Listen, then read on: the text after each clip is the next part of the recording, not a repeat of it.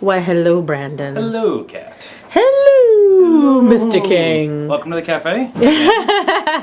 Yeah, so this is a big old commercial grinder. Yes, this is the new entry-level home grinder. No. For your entry-level home, yes, I guess. for my entry-level. For the people that do 40 pounds of coffee a day at home.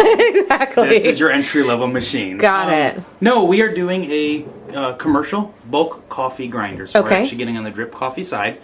This is made by Curtis, brand that we carry.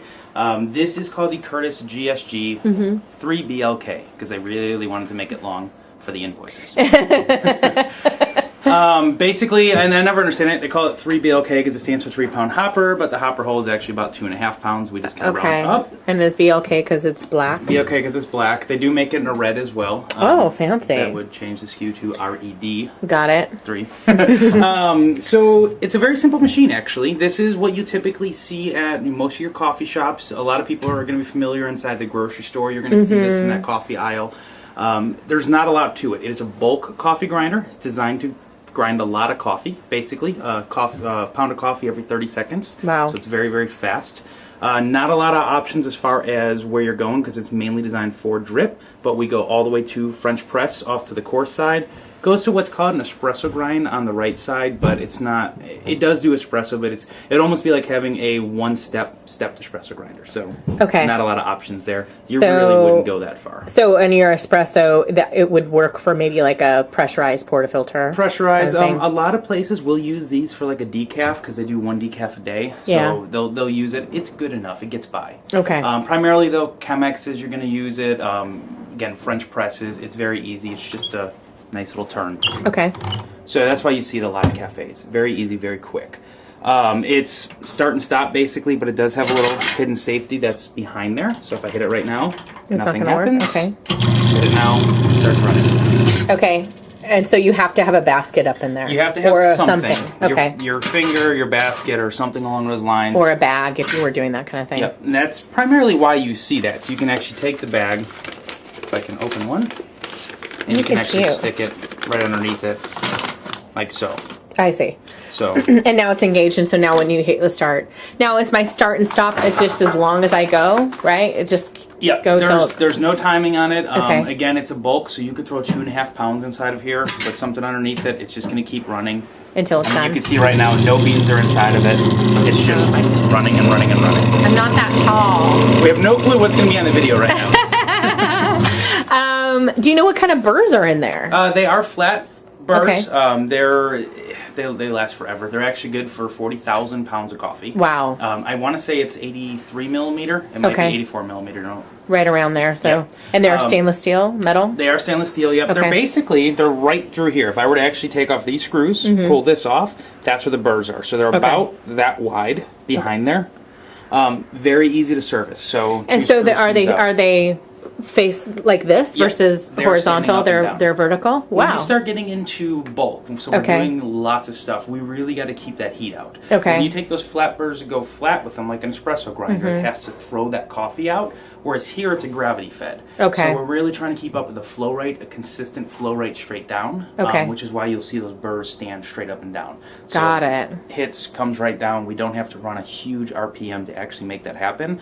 That's why you can run these things for 15 minutes straight. So let's see some different grinds on it, huh? Let's do it. So we are going to start with just a drip. I got some prepared right here actually.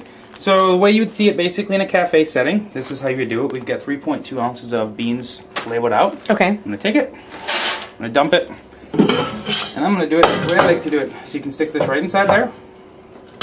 You can pop that up, and then we can just...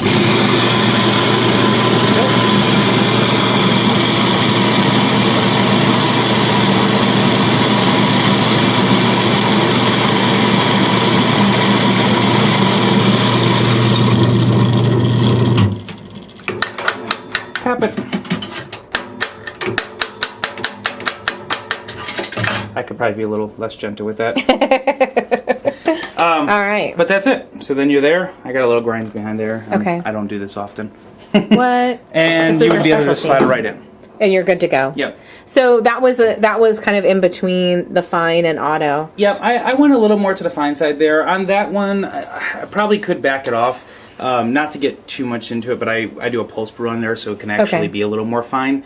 We could take it back to about there. That's typically where you'll see it on a drip. It's going to be a little more coarse than what we've got going on here. So, can you show me? Can we take it up to the finest and see what that looks like? Let's do it. We're going to go to espresso. Let's just do. Let me grab something to catch that with real quick. Look at you in your dirty room back here. That's okay. We're just looking for a grind. We're not drinking this stuff, right? So let's do this.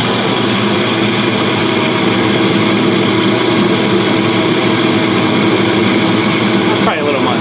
Yeah.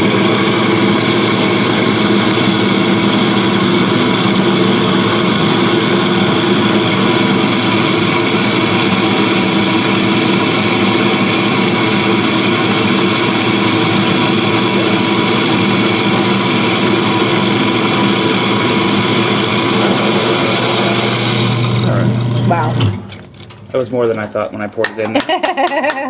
It is pretty, it's got some chunks to it, I guess. So, really fine. We can actually take, if you just want to see for comparison, let's... You see the difference? That's out of an espresso grinder. Yeah. So it's fine. It's a very powdery. Like I said, it would work adequately in an espresso grind. It's nicely consistent though. Yep, very consistent. Can you show me the coarsest that it's at? Let's do it. I'm going to do less coffee this time. Why? Oh, because I did a lot last time. And that little experiment took a little longer than I thought it would. Let's see if I have any. But so, could you have just stopped it right then, or do you have to grind everything that's in there? So you can, but you always have to remember on grinders. If I would have stopped it there and tried to restart it, it probably would have bound it up. Okay. I would have had to open it all the way coarse. Okay. So theoretically, again, this thing really is designed for grind what you put in. Got it. Okay.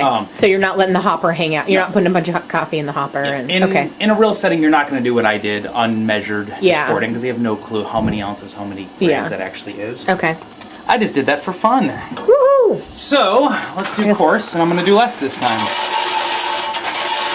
There we go. Let's do that. What do I have to pour this into? Can you just catch it on the paper? Here. We're going to see how good my skills are. Oops. Do you need me to?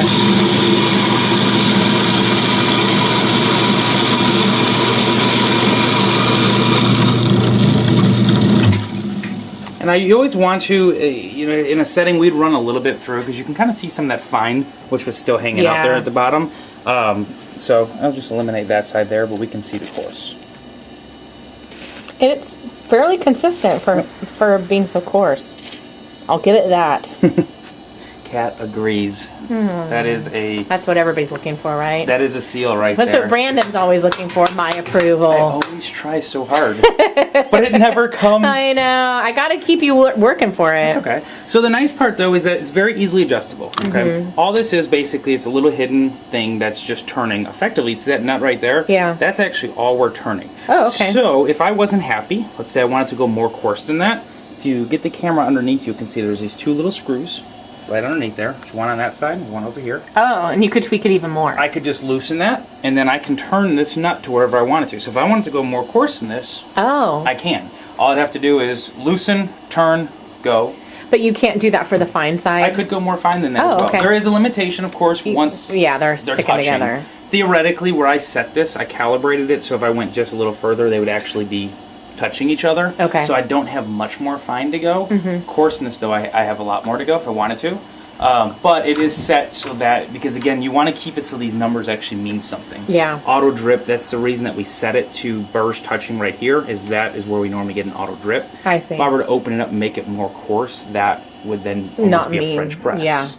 Okay. But for places trying to do a lot of French presses that maybe want a little different option there, they can open it up, so it's very universal. Cool.